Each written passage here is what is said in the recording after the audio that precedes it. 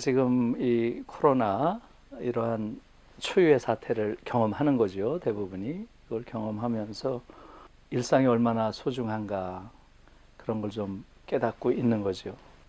과거 일상으로 돌아간다는 게 얼마나 어려운 것인지 이런 걸 깨닫고 있는데, 또 다른 한편으론 일상의 소중함뿐만 아니라 우리의 일상이 어쩌면 대단히 병들어 있었구나 하는 것도 깨닫게 했다고 봐요. 그러니까 코로나 블루란 말이 있잖아요. 코로나가 우리에게 상당한 우울감을 지금 주고 있는데, 그것뿐만 아니라 어쩌면 코로나 옐로우를 주고 있다. 옐로우는 아시죠? 옐로우 카드 받으면 어떻게 돼요? 네, 경고죠. 2번 받으면 퇴장입니다. 코로나가 보내는 경고를 우리가 제대로 잘 들어야 된다 하는 거예요. 저는 코로나가 우리, 즉 한국인들에게, 또 이 대한민국에게 보내는 경고는 각별하다고 생각합니다. 그것은 한국이라는 사회가 가지고 있는 굉장히 병들어 있는 그 자리를 우리에게 드러내서 보여주고 있다는 거예요. 첫째는 모든 사람이 느끼는 거죠. 내가 건강하기 위해서도 모든 사람이 다 건강해야 되는구나. 내가 안전하기 위해서는 모든 사람이 다 안전해야 되는구나. 내가 행복하기 위해서도 모두가 행복해야 되는구나. 이것을 이번에 배운 거예요. 이것은 사실은 어떻게 보면 인간 사회에서 가장 기본적인 전제인데, 한국 사회에는 거의 전적으로 결여되어 있는 그러한 생각이에요. 전 세계 어느 사회도 지금 한국 사회처럼 이렇게 각자 도생하는 극단적 개인주의자들의 무리로서 이루어진 사회 없습니다. 분명히 알아야 돼요. 그래서 저는 한국 사회를 사회 없는 사회라고 부릅니다. Society without the social. Society, 사회긴 사회인데 더 소셜이란 가치가 없어요. 사회적이란 가치가 없는 정도가 아니라 불온시되고 낙인이 되는 그런 사회예요. 전 세계에 이런 나라 없습니다. 한국에서는 심지어 어느 정도 진보적인 성향을 가진 정당조차 당명에 소셜이란 말을 넣느냐 빼느냐를 두고 논쟁하는 나라예요. 결국은 못 넣습니다. 진보적인 정당조차. 그 정도로 소셜이라는 가치를 두려워하는 곳이에요. 이건 전 세계에 이런 유례가 없습니다. 그 이유는 여러분들이 다 아시겠죠. 전 세계에서 유례가 없는 지금 분단 체제요, 냉전 체제 속에 70년을 살아왔기 때문에 이런 어처구니 없는 더 소셜의 가치가 완전히 결여된 그런 사회가 된 것이고요. 예. 아리스토텔레스 식으로 말하면 인간은 사회적 동물이라고 하지만 한국인은 사회적 동물이 아닙니다. 거기에 대한 성찰이 필요해요. 실제로 OECD에서 나오는 많은 지표들을 보면 정말 우리 입장에서는 너무나 가슴 아픈 지표가 많습니다. 한국인들이 가장 부족한 것이 바로 사회적 가치에 대한 감수성이에요. OECD 지표 중에 사회관계지수라는 게 있습니다. 한국 계속 꼴찌. 놀라운 얘기입니다. 그 관계지수 안에는 타인에 대한 신뢰도 지수 같은 것도 들어있어요. 그것은 압도적으로 꼴찌입니다. 타인을 믿질 않아요. 또 의존도 지표 같은 것도 있어요. 어려움이 처했을 때 내가 가서 믿고 의지할 수 있는 그런 사람이 있는가, 가장 낮습니다. 이 정도 되면 사회라고 부를 수 없다는 거죠. 사회가 아닌 사회가 된 거예요. 그러나 코로나가 우리에게 그러한 공동체는 지속될 수 없다라는 걸 확실하게 지금 보여주는 거죠. 제가 독일 쪽과 한번 비교를 하면 이렇습니다. 독일에서는 사회적이지 않다라는 것, 서양어에서는 앞에다 어를 붙이면 않다는 뜻이 되거든요. asocial, 독일말로 하면 asozial이란 말이 있어요. 사회적이지 않다라는 뜻이죠. 이 말이 독일어에서는 가장 험한 욕이에요. 어떤 사람한테 아유 당신은 참 아조찌알 하시네요 이러면 싸움 납니다. 가장 험한 욕이에요. 그 말은 미쳤다는 뜻이거나 인간이 아니란 뜻이에요. 한번 생각해 보세요. 한국에서는 사회적이라는 말이 낙인이 되고 독일에서는 사회적이지 않다란 말이 욕이 되는 사회예요. 그 정도로 다른 사회라는 거죠. 그래서 코로나가 특히 한국인들에게 준 그러한 경고는 대단히 중요한 겁니다. 다시 말하면 모든 사람이 다 건강하지 않고는 누구도 건강할 수 없다. 모든 사람이 다 함께 행복하지 않으면 누구도 행복할 수 없다. 즉 사회적 가치라는 걸 이제는 우리도 인식하고 그 가치에 맞춰서 우리의 삶을 재구성할 필요가 있다. 이것을 코로나가 우리에게 가르쳐 준 것이고요.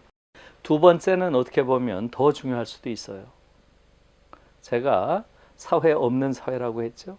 두 번째는 어쩌면 같은 맥락이에요. Republic without the public. 이게 지금 한국 사회의 모습이에요. 우리가 한국 사회를 Republic of Korea, 이게 공식 우리 국호죠. 리퍼블릭이라는 게 공화국입니다. 우리 헌법 제1조에도 대한민국은 민주공화국이다 이렇게 돼 있죠. 그러나 한국은 공화가 없는 공화국이에요. 말하자면 공적인 가치가 없어요. 이번에 코로나가 우리가 얼마나 the public, 공적인 가치를 가지고 있지 못한 그러한 공화국인지를 이야기한 거예요. 공화국이란 말 자체가 레스publi카, 이 말 자체가 the public이란 뜻이에요. 공적인 가치를 중심으로 구성된 공동체란 의미죠. 그런데 한국 사회는 공적인 가치가 너무나 부족한 그런 곳이라는 거죠. 이번에 국민들이 코로나로 인해서 확실하게 알았습니다. 공공병상이라는 게 10%밖에 안 되는 나라예요. 전 세계에서 가장 적습니다. 심지어 모든 공적인 영역을 시장에 다 맡겨놓고 있는 자유시장 경제의 대표적인 나라 미국조차 공공병상이 20 내지 30%라는 거 아니에요. 거기 절반도 안 됩니다. 놀라운 거예요. 공공병원이 5%밖에 안 되는 나라예요. 95%가 민간병원이에요. 그래서 초기에 대구에서 그 많은 사람들이 치료도 받지 못하고 돌아가신 거예요. 공공병상이 없는 겁니다. 병상이 없는 게 아니에요. 민간 병상은 남아도는데 공공병상이 없는 거예요. 아, the public, 공적인 것이 이렇게 부재한 곳이구나 라는 걸 우리가 배운 거죠. 지금 코로나에 대처하는 방법도 마찬가지입니다. 전혀 국가가 이 위기 상황 속에서 공적인 가치를 국가의 존재 이유로 삼질 않아요. 여러분, 지금 독일 같은 경우는 코로나가 딱 되자마자 정부에서 코로나 긴급 대응 예산을 편성했습니다. 그게 독일의 국가 예산의 30%를 편성을 했어요. 얼마인 줄 아세요? 1조 유로입니다. 1350조를 편성했어요. 코로나와 맞서기 위해서. 그걸 편성하기 위해서 국가 부채를 약 25% 부채를 졌습니다. 그 예산을 위해서. 다시 말하면 이 위기 상황이 되면 국가가 공적인 가치를 가지고 이 위기에 가장 적극적으로 대처해야 되는 게 바로 공화국의 기본 정신입니다. 그런데 한국은 어떻습니까? 부총리라고 하는 자가 나와가지고 빚을 안 졌다는 걸 자랑 삼고 있어요. 45% 부채를 지금 가지고 있다고 하는 것을 재정 건전성을 우리가 확보했다고 자랑하고 있어요. 정말 어처구니 없는 얘기입니다. 지금 주요 선진국이 가지고 있는 부채 비율이 대체로 130%입니다. 일본의 경우는 260%에 달해요. 그런데 우리는 지금 45%, 가장 낮습니다. 그에 반해서 개인이 가지고 있는 빚, 가계부채는 100%가 넘어요. 지금 107%까지 올라갔습니다. 무슨 이야기예요? 위기가 왔을 때 국가에서 이것을, 이 위기에 대응하지 않고 모든 위기의 책임을 개인에게 전가하고 있다는 얘기예요. 정말 어처구니 없는 상황이 지금의 상황입니다. 다시 말하면 한국은 국가 부채는 가장 낮은 수준이고요. 개인 부채는 가장 높은 수준입니다. 더 퍼블릭이라는 그러한 가치 자체가 없다는 걸 보여준 것이죠. 이 사례는 너무나 많기 때문에 지금 제가 자세히 말씀하고 싶지만 시간이 없으니까 짧게 말씀드리고요.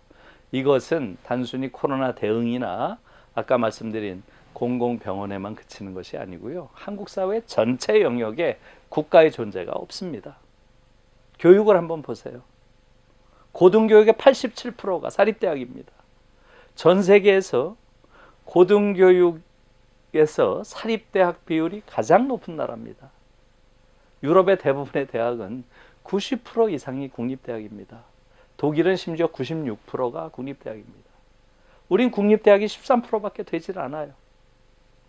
이것을 국가라고 과연 부를 수 있는지, 리퍼블릭으로 과연 부를 수 있는지 그런 지경이고요. 그래서 실제로 지금 한국이란 국가, 소위 민주공화국이라고 부르는 대한민국이 과연 공화국다운 공화국인지 하는 부분에 대해서 우리가 새롭게 성찰해야 되고요. 그것을 성찰하도록 지금 코로나가 우리에게 좋은 그런 기회를 줬다고 생각합니다. 세 번째로 코로나가 우리에게 준 정말로 중요한 그러한 경고는 더 이상 지금과 같은 방식으로 발전과 성장을 내세우는 이러한 사회는 지속될 수 없다는 거예요. 지금 한국 사회는 주요 국가 중에서 생태적 상상력이 가장 결여된 나라입니다. 전 세계 어느 나라에서 지금 한국에서처럼 소비를 이렇게 적극 장려하고 소비를 해야 일자리가 생기고 소비를 해야 경제가 돌아가고 국가가 부강해진다. 일방적인 소비주의 이데올로기를 내세운 나라가 어디에 있습니까? 지금 독일의 경우는 독일 아이들의 82%가 소비할 때 죄책감을 느낀다고 합니다. 죄책감. 왜 그렇겠어요?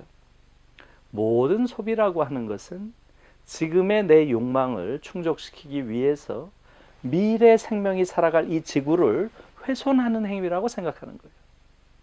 다시 말하면 소비라는 행위를 생태적 관점에서 사유한다는 거예요. 한국에서는 생태적 관점의 사유 자체가 없어요. 모든 게 경제적인 관점에서만 사유를 합니다. 그래서 이렇게 가서는 22세기는 오지 않는다는 거죠. 그래서 실제로 OECD 내부에서도 온실가스 배출량을 줄이자 해서 지난 10년 동안 대체로 10%씩 줄였습니다. 한국은 25%를 늘렸어요. 기후악당이라는 소리를 듣는 겁니다. 이게 지금 한국의 현실이고요. 그래서 이제는 경제적 가치보다 생태적 가치를 중시하지 않으면 인류의 미래가 없다고 하는 것. 지금 현재 살고 있는 이 사람들이 최후의 인류가 될 것이다. 이러한 경고에 이제는 우리도 귀를 기울여야 합니다. 지금 한국인들에게는 아직도 생태적 상상력이 너무나 결여되어 있고요. 이 정부 또한 마찬가지입니다. 이 정부도 기껏 내놓는다는 게 녹색 뉴딜이에요. 또 생태 영역에서 돈을 벌겠다는 거예요. 이건 정말 어처구니 없는 그러한 관점이고요. 이것은 전 세계가 공유하고 있는 지구적 수준의 그러한 위험에 대한 인식, 이것이 너무나 결여되어 있다고 하는 그런 것을 보여주는 것이죠. 다시 정리를 하면 코로나는 우리에게 지금 굉장히 중요한 세 가지 경고를 보내고 있다는 거예요. 첫 번째는 사회적 가치, 사회적 상상력을 이제는 한국 사회도 복원해야 된다. 모든 사람들이 함께 사는, 모든 사람들이 함께 행복하고 함께 건강한 그런 사회로 가야 된다라는 것이고요. 두 번째는 바로 공적인 가치, 공적인 가치를 중시하는 그야말로 명실상부한 공화국이 돼야 된다는 것이죠. 한국은 지금 공화국이라고 부를 수 없는 수준으로 공적인 가치가 너무나 부족한 그러한 공동체라는 것이고요. 세 번째는 지금 말씀드린 대로 경제지상주의, 경제일변도의 이러한 세계관을 가지고는 이제 생태적인 이 위기를 극복할 수 없다.